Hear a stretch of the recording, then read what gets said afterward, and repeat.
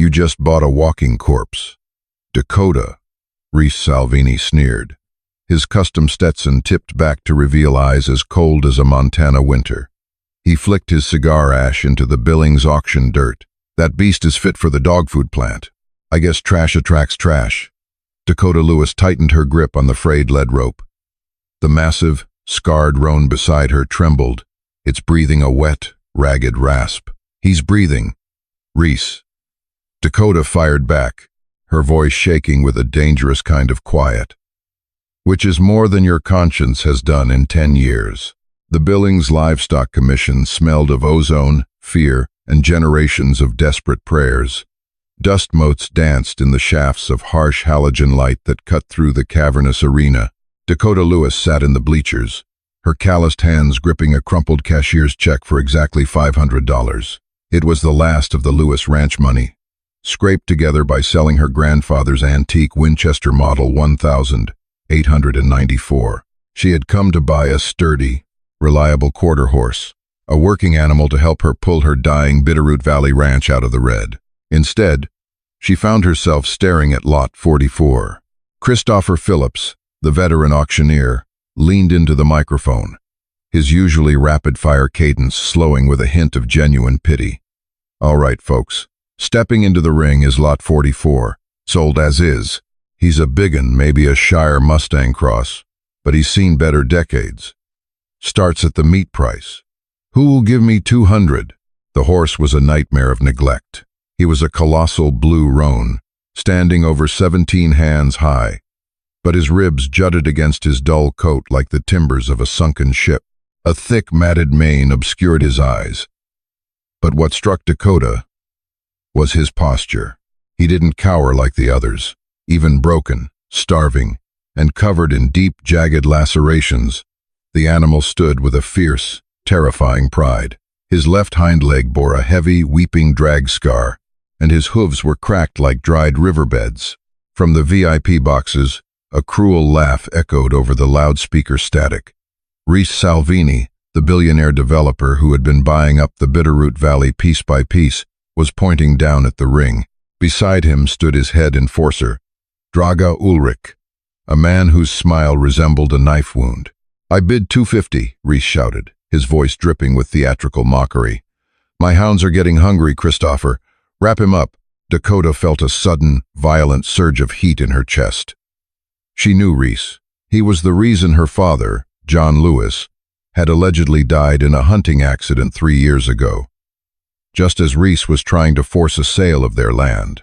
Since then, Reese had poisoned her water lines, intimidated her buyers, and squeezed her to the brink of foreclosure.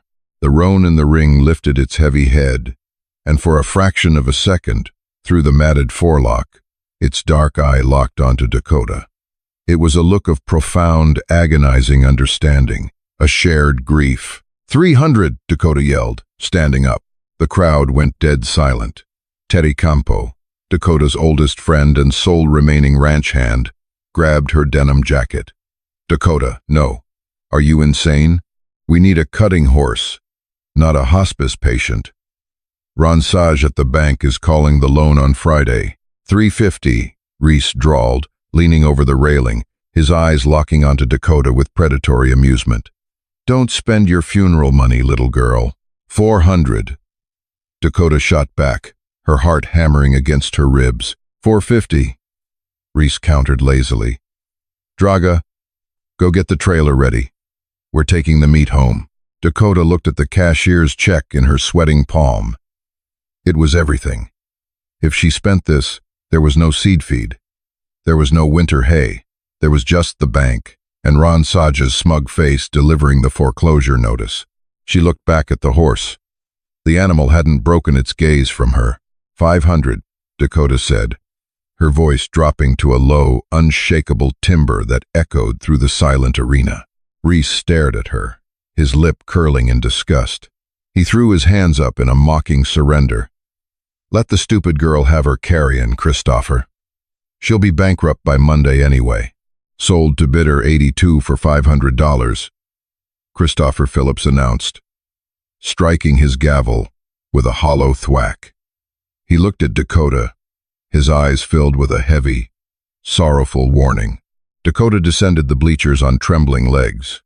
When she reached the holding pens, Draga Ulrich was leaning against the iron rails, chewing on a toothpick. "You're a fool, Lewis," Draga murmured, his voice like gravel grinding on glass. "You just bought your own gravestone." Dakota ignored him, stepping into the pen. The roan flinched, but as she raised her hand, letting him catch her scent, he slowly lowered his massive scarred head and pressed his velvet muzzle against her chest. Dakota wrapped her arms around his thick neck, burying her face in his dusty mane. "Let's go home, boy," she whispered. "Let's go home." The drive back to the Bitterroot Valley was a grueling 4-hour stretch of asphalt that wound through the jagged teeth of the Montana mountains. Dakota's beat-up Ford F-250 groaned under the weight of the rusty 2-horse trailer, the engine whining in a desperate pitch as they climbed the steep, icy switchbacks of Lolo Pass. The truck's heater had died 2 winters ago, leaving the cab feeling like the inside of a meat locker. Every time the truck hit a frost heave, the heavy, rusted metal of the trailer shrieked behind them. Inside the metal box, the giant roan stood stock still. Dakota kept checking the rearview mirror, half expecting to see him collapsed, but he balanced himself against the terrifying sway of the winding mountain roads with a surprising practiced grace. Terry sat in the passenger seat, aggressively chewing on her thumbnail, her knees pulled up to her chest to conserve warmth. The dashboard clock read 11:45 p.m. The only light in the cab came from the faded green glow of the instrument panel, casting hollow shadows beneath her tired eyes. "I'm just trying to understand the math, Dakota," Terry finally said, the silence in the cab shattering. Her voice was tight, strung like barbed wire over a strained fence post. $500. Gone. Our last 500. Ron Saj is going to drive his shiny silver BMW up our driveway on Friday morning, slap a heavy padlock on the barn door, and hand us our eviction papers with that greasy smile of his. And instead of a horse that can actually work cattle, something we could lease out to the Peterson Ranch to pay off the interest, we have an invalid. A walking corpse that's going to cost us another $1,000 in vet bills just to keep him breathing through the weekend. Bills we don't have the money to pay. "I know, Terry," Dakota said quietly, her knuckles white on the steering wheel, her eyes fixed on the hypnotizing snow-dusted yellow lines of the highway. "God, I know. Then why? Talk to me. 4 generations of Lewises have bled into that dirt. Your dad gave his life for it. What did you see in that animal to throw it all away?" Dakota didn't answer immediately. She thought about the stench of the auction house, the jeers from Reese Salvini. But mostly, she thought about the look in the horse's eyes. It wasn't just pain. It was a furious refusal to submit to the cruelty of the world. It was a profound, silent defiance. It was the exact same look she saw in the mirror every morning since the sheriff had pulled a tarp over her father's body in the woods. "He wasn't meant to die in a slaughterhouse," she finally answered, her voice barely louder than the rattling of the dashboard. "He fought too hard to end up as dog food. And neither are we, Terry. I couldn't let Reese win again. Not tonight. We'll figure it out. We always do." They pulled under the sagging, weather-beaten wooden archway of the Lewis Ranch well past midnight. The property, once the crown jewel of the valley, was now a hollowed-out shadow of its former self. The white paint was peeling from the farmhouse in long, sad strips that looked like dead skin in the moonlight, and the perimeter fences leaned heavily, like tired, broken-down old men.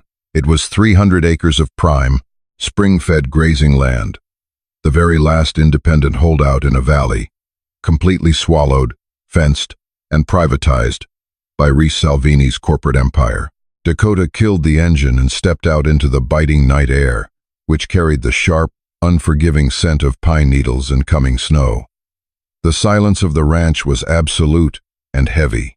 She walked to the back of the trailer and unlatched the heavy metal doors, the hinges screaming in protest. She slowly lowered the wooden ramp. "Easy, buddy. We're home. Come on out," she coaxed, her breath pluming in the freezing air. The horse hesitated in the dark cavern of the trailer. Slowly, agonizingly, he backed down the ramp, his joints popping audibly with every step. When his hooves hit the frozen dirt of the ranch, a strange, violent shudder ran through his massive, emaciated frame. He threw his heavy head up, his nostrils flaring wide, tasting the wind that swept down off the bitter peaks. For a fleeting second, the broken, sunken animal seemed to vanish entirely, replaced by the ghost of something majestic, untamed, and deeply familiar. Dakota led him into the main barn, the heavy scent of dry dust and sweet old hay bringing a rush of childhood memories.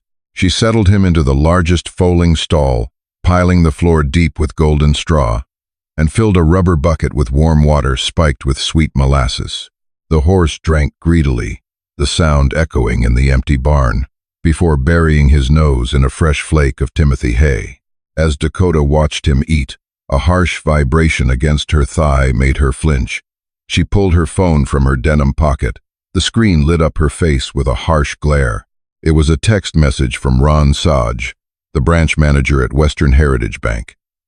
Miss Ward, Lewis. Friendly reminder.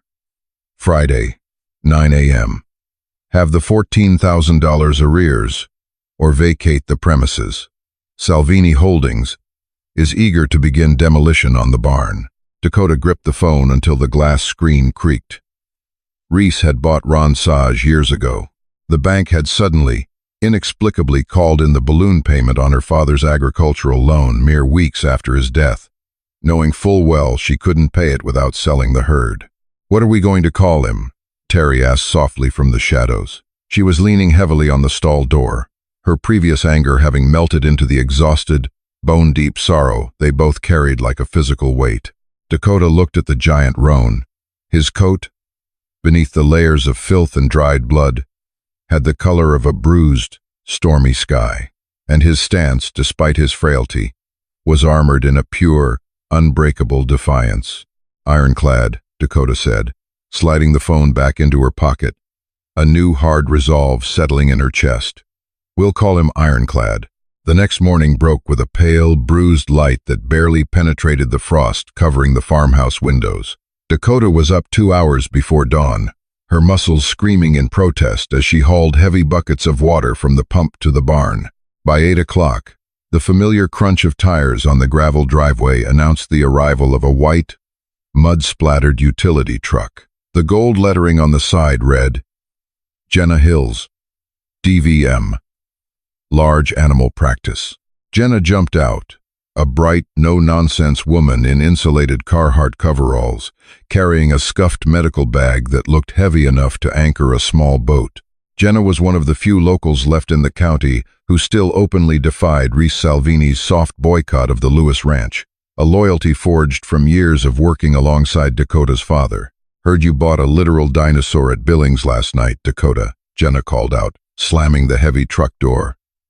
Her tone was light, but her eyes were tight with concern. "Terry texted me at 2 in the morning. Said I should probably bring a backhoe and a priest instead of my stethoscope." "Terry is prone to dramatics," Dakota replied dryly, leading the vet through the wide barn doors.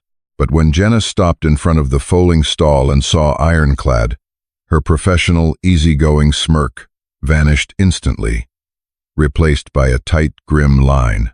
She slowly approached the wooden slats, her eyes raking over the horse's horrifying condition. "Sweet Jesus, Dakota. He looks like he went 10 rounds with a commercial threshing machine. Can you help him?" Dakota asked, her voice betraying a sliver of desperation.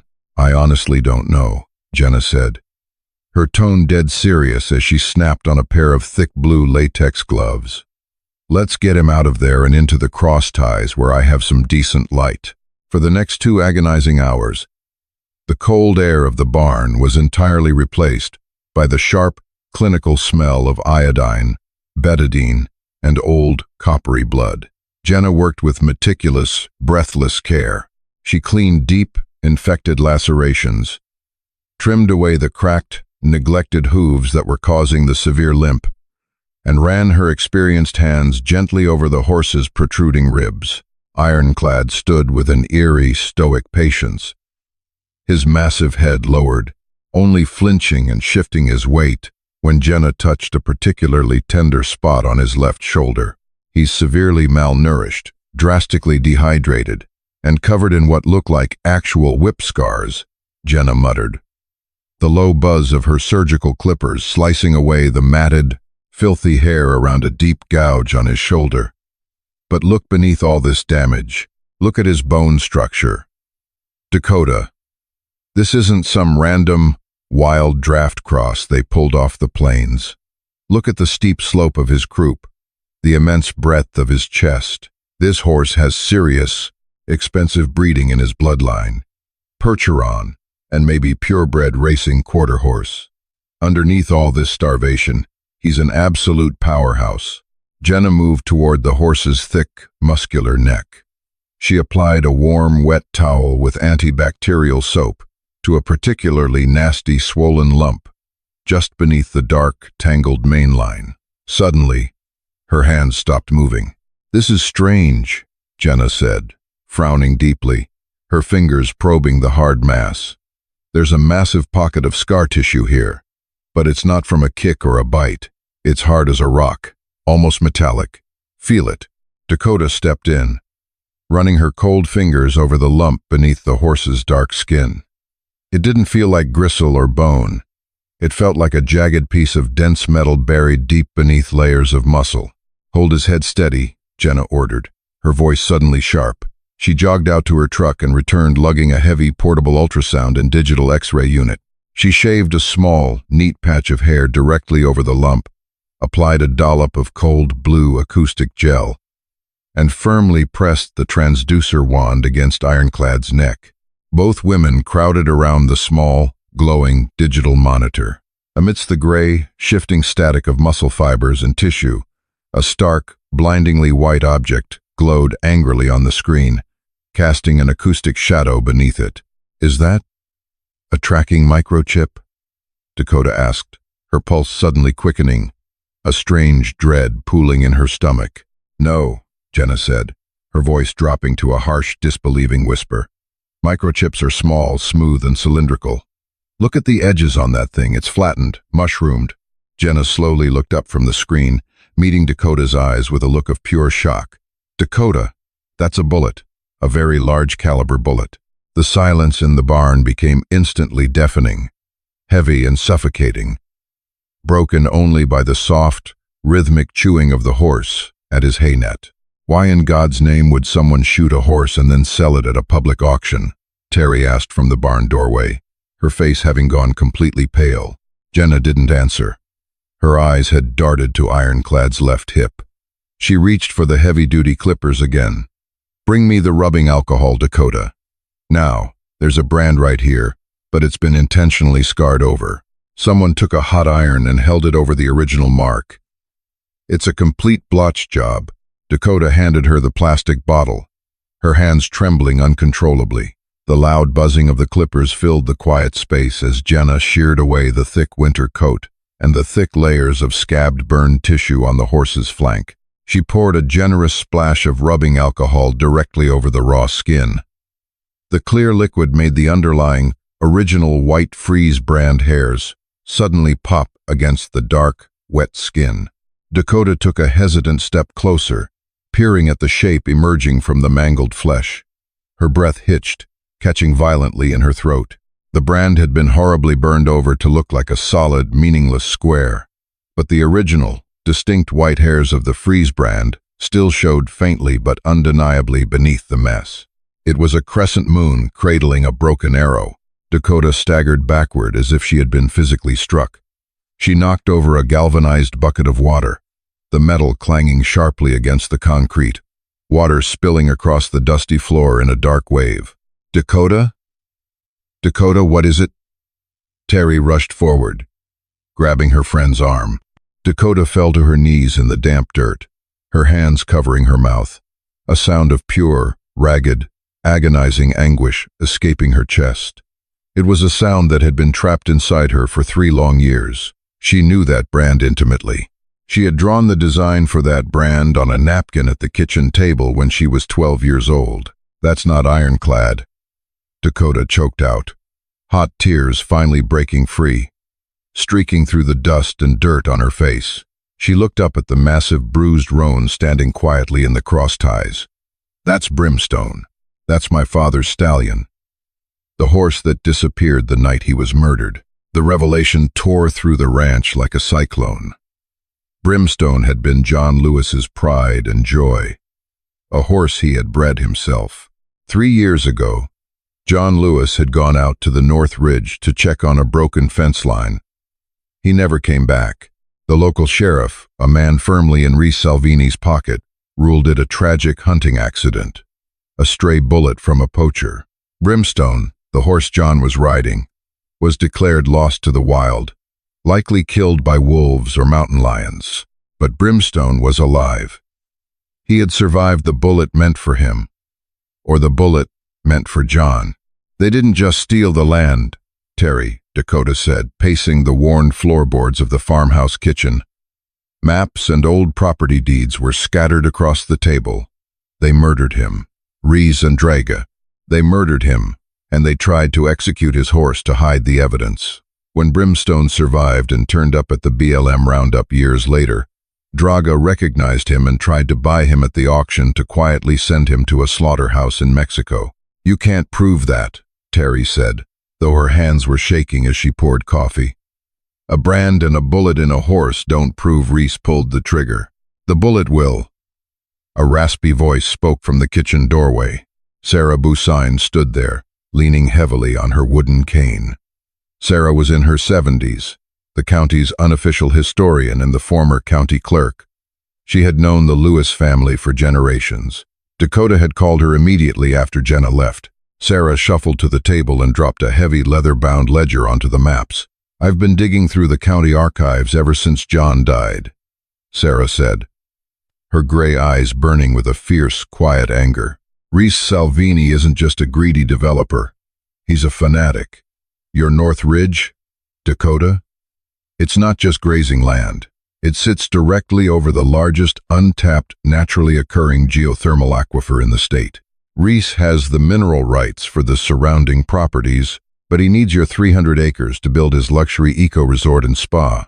Without your land, his entire $500 million project is useless dirt. Sarah opened the ledger. The sheriff's report from your father's death said they couldn't find the bullet that killed him. It passed clean through, but Jenna pulled that slug out of Brimstone's neck an hour ago. Sarah placed a small glass vial on the table. Inside sat the deformed, bloody piece of lead Jenna had surgically extracted. I took a picture of it and sent it to an old friend in ballistics down in Helena, Sarah continued. It's a 45 to 70 government round, solid copper, monolithic hollow point, custom loaded. That's not a hunter's round, Dakota. That's an elephant gun round. And there is only one man in the Bitterroot Valley who carries a custom-built Marlin lever-action chambered in. 45 to 70. Reese, Dakota whispered, the blood freezing in her veins. He shot John, Sarah said grimly, and the bullet passed through your father and lodged in the horse's neck. Brimstone bolted into the wilderness and hid for 3 years. The horse is the only living witness, and he's carrying the murder weapon in a jar. Dakota looked at the vial. A cold, terrifying calm settled over her. The desperation of bankruptcy was gone, replaced by a righteous, white-hot fury. Ron Sage is calling the loan tomorrow at 9 a.m., Dakota said. Reese will be with him to take possession of the property. He thinks he's won. Dakota walked to the fireplace and reached up to the mantel. She pulled down a heavy, locked mahogany box. Inside was her father's service revolver, a polished Colt Python. Terry, Dakota said, her voice like steel. Call the State Bureau of Investigation in Helena. Tell them to send agents to the Lewis Ranch. Tell them we have the evidence for the murder of John Lewis. The fog rolled thick and heavy through the whispering pines that bordered the ranch the next morning. At exactly 8:55 a.m., a sleek black Mercedes SUV and a silver BMW crunched up the driveway, flanking the barn like wolves cornering a wounded calf. Dakota stood in the center of the muddy yard, wearing her father's heavy canvas duster. Behind her, the barn doors were wide open. Inside, in the shadows, stood Brimstone. The horse had been washed, his mane brushed, the blood and dirt scoured away. Despite his visible ribs and the bandages on his neck and leg, he looked magnificent, a titan of the Old West, breathing plumes of steam into the cold air. Ron Saj stepped out of the BMW, clutching a leather briefcase to his chest like a shield. He looked nervous, his eyes darting around the decaying property. From the Mercedes, Reese Salvini emerged. He wore an immaculate cashmere coat and a smirk that made Dakota want to draw the Colt tucked into the small of her back. Draga Ulrich followed, his hand resting casually on the butt of a holstered pistol. "Morning, Dakota," Reese called out cheerfully, stepping over a puddle. "Beautiful day for a transition. Ron here has the paperwork. It's a shame, really, but business is business. We'll give you an hour to pack your personal belongings." "There won't be any packing, Reese," Dakota said, not moving an inch. Draga chuckled, a dry, evil sound. "Don't make this difficult, little girl. You've got nowhere to go." Reese looked past her, into the barn, and his smirk faltered. He saw the massive silhouette of the roan horse. "I see the corpse you bought is still breathing. Tell you what, I'm feeling generous. Leave the beast. My hounds are still hungry." "He's not for sale," Dakota said softly. "But he does have something that belongs to you." Reese frowned, stepping closer. "What are you talking about?" Dakota reached into her pocket and pulled out the small glass vial. She held it up. The deformed 45 to 70 slug caught the dull morning light. Reese stopped dead in his tracks. The color drained from his face with shocking speed, leaving him looking like a wax mannequin. Draga's hand tightened on his pistol grip.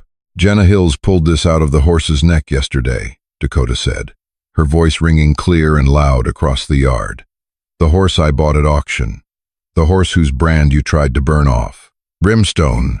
At the sound of his name, the giant horse let out a thunderous, ground-shaking whinny that shattered the morning silence. He stepped out of the shadows of the barn, his dark eyes locking entirely on Reese and Draga. The animal recognized them. The trauma and fear in Brimstone seemed to evaporate, replaced by a primal, ancestral rage. He pawed the earth, a deep, menacing snort rumbling in his chest. "You killed my father, Reese," Dakota said, stepping forward. "You shot him, and the bullet went straight through his chest and into Brimstone. The state police are on their way right now. Sarah Busan matched the ballistics to your custom rifle." Ron Saj dropped his briefcase. It hit the mud with a wet slap. "Reese?" Ron squeaked, terrified. "Murder? You said he fell off his horse?" "Shut up, Ron," Reese snapped, panic finally breaking through his arrogant facade. He turned to his enforcer. "Draga, kill her. Kill the horse. We burn the barn down. Now." Draga drew his weapon, raising it toward Dakota, but he never got the shot off. With a sound like a freight train, Brimstone charged. He covered the distance between the barn and the men in 3 massive explosive strides.